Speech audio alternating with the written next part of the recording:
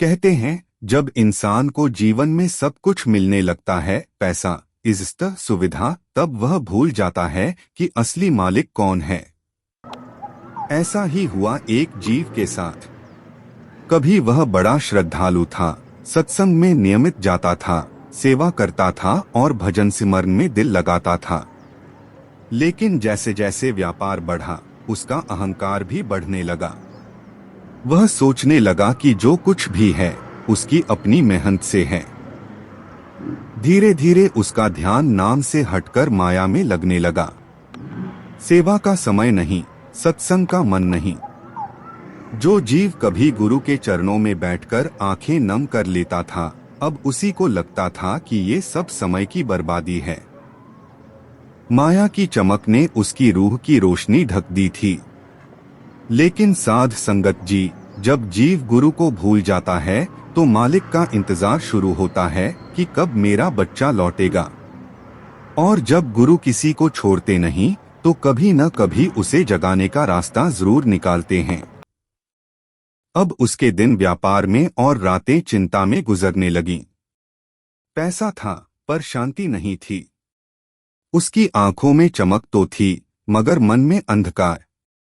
धीरे धीरे परिवार में भी तनाव बढ़ने लगा। पहले जो घर सत्संग और नाम से महकता था, अब वहां झगड़े और शिकायतें बढ़ने लगीं। उसकी पत्नी अक्सर कहती, सेवा में जाओ, मन हल्का होगा, पर वह हंसकर कह देता, पहले ये कर्ज चुक जाए, फिर देखेंगे। वह भूल गया कि जो सेवा में जाता है उसका कर्ज तो मालिक खुद चुका देते हैं। हर दिन वह और गहराई में गिरता जा रहा था और मन धीरे धीरे कठोर हो रहा था।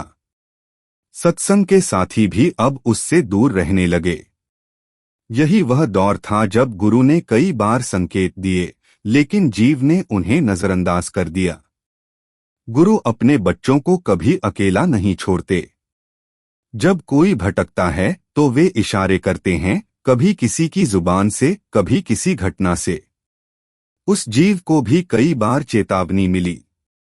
एक बार उसने सत्संग में सुना, सेवा और सिमरन छोड़ना मतलब खुद को अंधेरे में डालना, लेकिन उसने मन में कहा, ये बातें तो भावुक लोगों के लिए हैं। दूसरी बार किसी पुरानी संगत ने उसे कहा, भाई, ये व्यापार तो चलता रहेगा, पर नाम की दौलत ना खो देना। पर जीव के कानों पर जैसे पर्दा पड़ गया था। मालिक देख रहे थे कि अब ये बच्चा कितनी दूर चला गया है। और जब गुरु चेतावनी देते हैं और जीव अनसुना करता है तो फिर जीवन की परीक्षा शुरू होती है। धीरे धीरे व्यापार में गिरावट आने लगी। जो ग्राहक पहले लाइन में लगते थे अब किसी और दुकान पर चले गए। जो साथी पहले सम्मान करते थे अब दूरी बनाने लगे। पैसा गया, नाम गया, चैन गया। घर में कलह बढ़ने लगी। उसे समझ नहीं आया कि ऐसा क्यों हो रहा है। वह कहता, गुरु ने कृपा क्यों नहीं की, लेकिन वह यह भूल गया था कि गुरु कभी दुख नहीं देते, वे तो सिर्फ रास्ता दिखाते हैं। जो कुछ भी हो रहा था वह उसकी जागृति का मार्ग था। लेकिन जीव उस समय तक यह नहीं समझ पाया। उसके मन में रोष था, शिकायत थी और वह अपने ही गुरु से नाराज था। अब हालत यह हो गई कि व्यापार लगभग बंद हो गया, कर्ज बढ़ गया और घर बेचने की नौबत आ गई। शरीर से बीमार, मन से टूटा हुआ।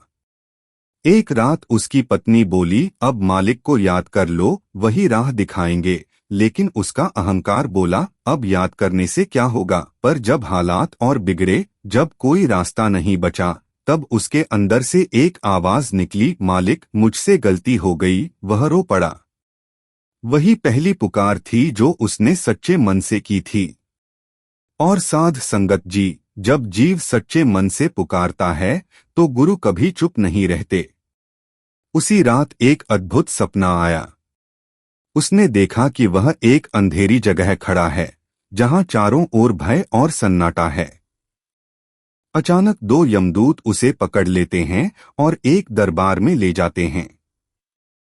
धर्मराज के सामने उसका कर्मों का लेखा खुलता है। हर कर्म, हर गलती एक एक करके दिखाई जाती है। वह डर से कांप उठता है। तभी धर्मराज कहते हैं, नाम तो लिया था पर निभाया नहीं।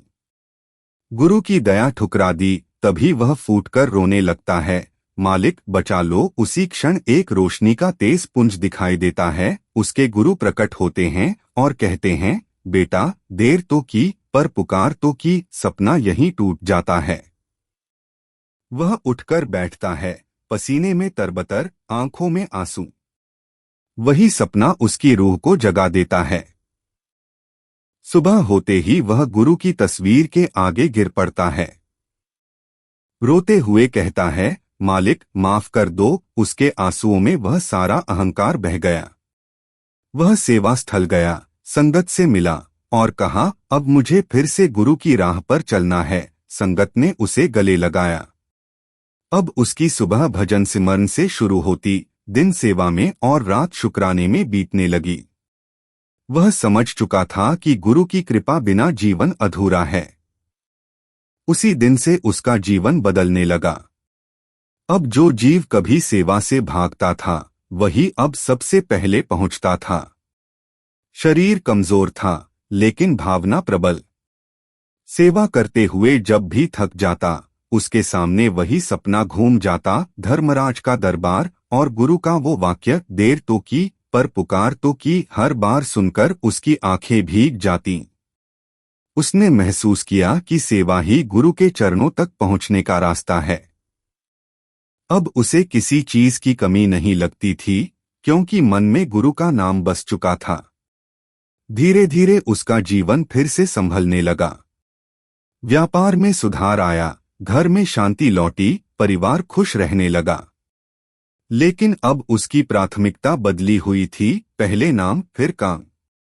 उसने कहा, अब जो भी करूं, गुरु की कृपा से करूं। संगत में बैठकर जब वह अपनी साखी सुनाता, तो हर कोई भावुक हो जाता। लोग कहते, सपना तो हर किसी को नहीं मिलता, ये तो खुद गुरु का बुलावा होता है।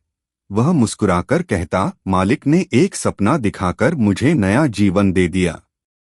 कहानी का अंत बहुत सुंदर था। अब वह जीव हर सुबह कहता, माया ने जो छीना, मालिक ने उससे कहीं ज्यादा लौटा दिया। उसने समझ लिया कि असली दौलत ना घर की है, ना व्यापार की, असली दौलत सिर्फ नाम की कमाई है। उसने अपने जीवन का एक एक पल मालिक को समर्पित कर दिया। जहां पहले अहंकार था, अब विनम्रता थी। जहां पहले शिकायतें थीं, अब शुक्राना था।